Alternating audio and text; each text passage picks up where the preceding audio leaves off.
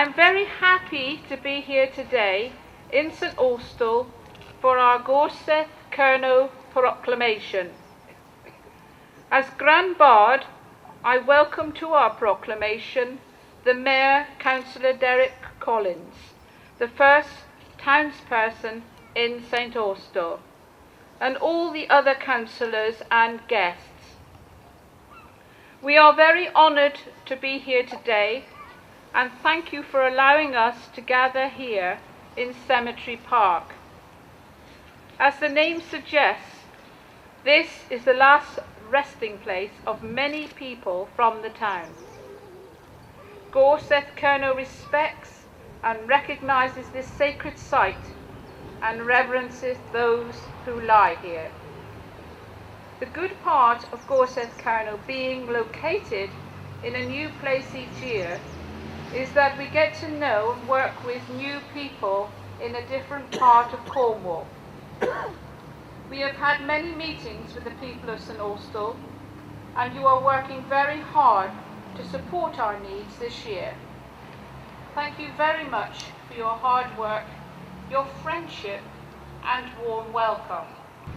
Reading the history of this town, one can see that the former residents and the town itself have played an important part in the history of Cornwall and the British Isles.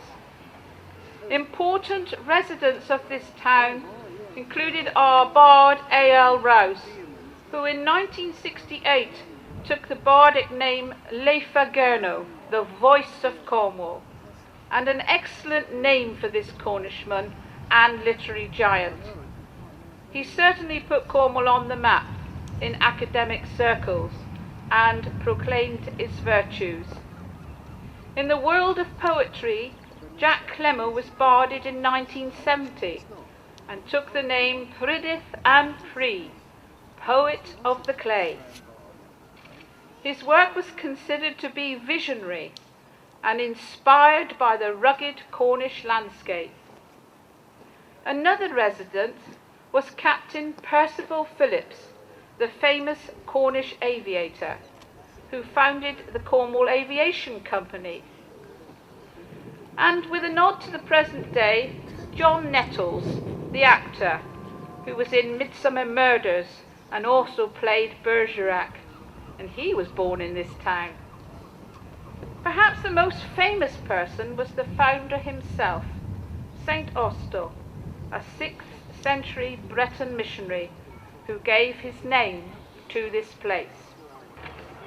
St Austell area is rich in a variety of minerals. Tin was traded here with the Romans between 1500s and the 1800s. Most of St Austell's population were involved with tin mining. Queen Elizabeth I established her royal copper mines here, and in 1580, when the demand for tin was high, invited German miners here to the area. Today, local surnames of Bowman, Ham, Hart, Hoare, Keast, Kessel, Lobb, Sleeman, Stark and Waldron all stem from these settlers. In the 1830s, the area's mines were the largest source of tin in Cornwall.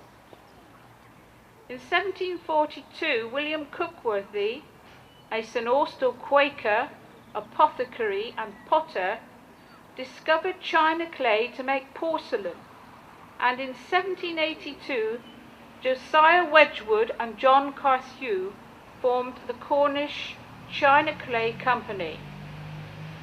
After oil, china clay is now the UK's second largest mineral export. The main byproducts of the china clay extraction process are sand and mica. This sand helped to build the Olympic Village for London 2012. Bedelver Pit produced a pinkish red clay, which was famous for giving the Financial Times its pink colour. Now Bedelver is famous for being a recycled clay pit, which houses the Eden Project, a centre of excellence which continues its mission to educate the world for a renewable and sustainable future. Marie Curie obtained radium from the mines here for her experiments. In 1859, Brunel brought the railway to Cornwall, and this started tourism, and St Austell built hotels beside the beautiful beaches and became a popular holiday destination, as many other places did in Cornwall.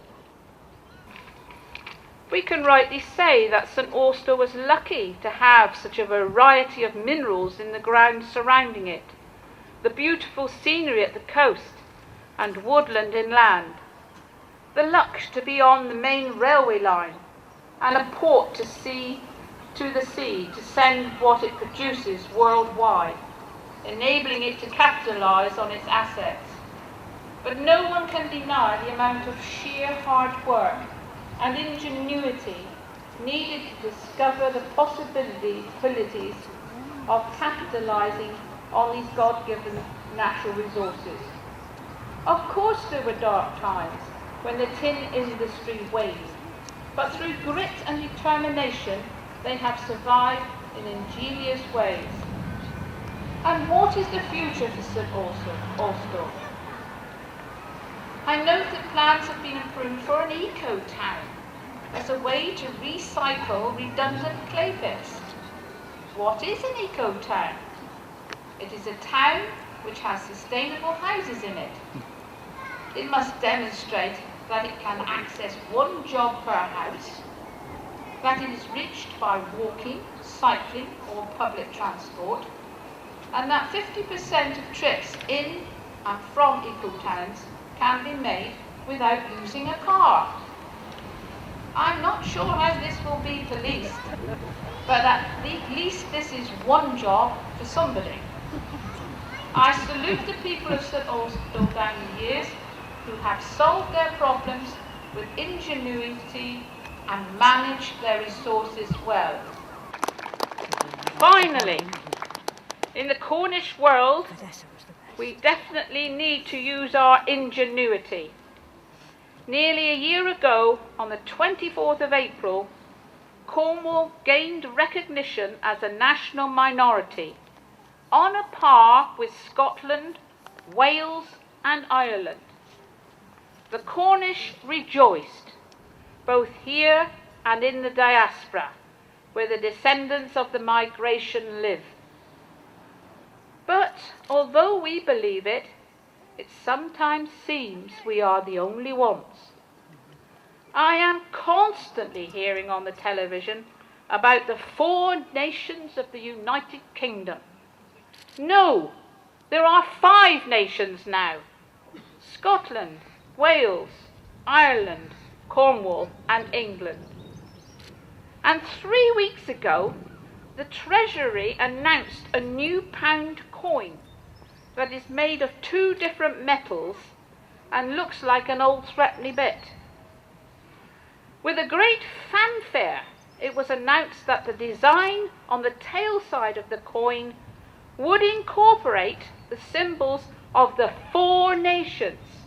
I quote, "The final design features 4 emblems to represent each of the 4 nations of the United Kingdom.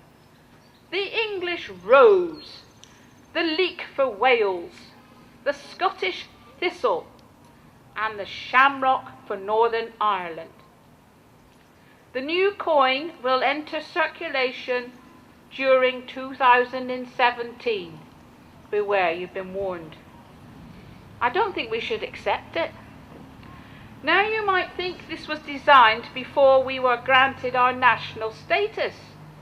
But on the Royal Mint website it states, "The Chancellor of the Exchequer, the Right Honourable George Osborne, has revealed the winning design for the new £1 coin following the public design competition launched in September 2014, which was 5 months after Cornwall became a nation.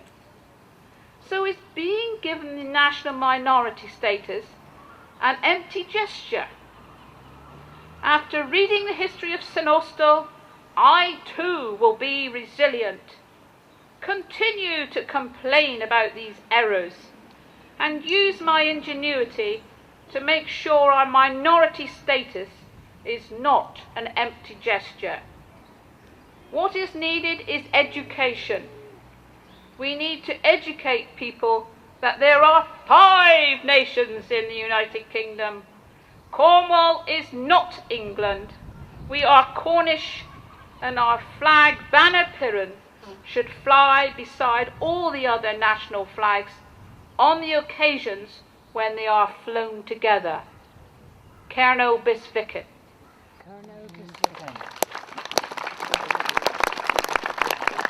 To mark our presence here this year in St. Austell, Gorseth Cerno wishes to give the town this gift, an original poem in Cornish describing your town.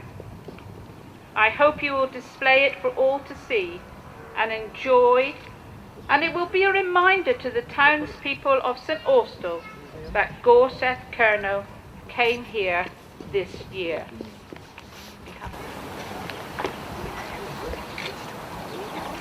I do have an English translation which I will give to bear witness to. It's probably a minute. It's rather like Cornish there though, isn't it? No, you will know what it says, but it's all good. That's quite all right. Okay. Thank you very much. Thank you.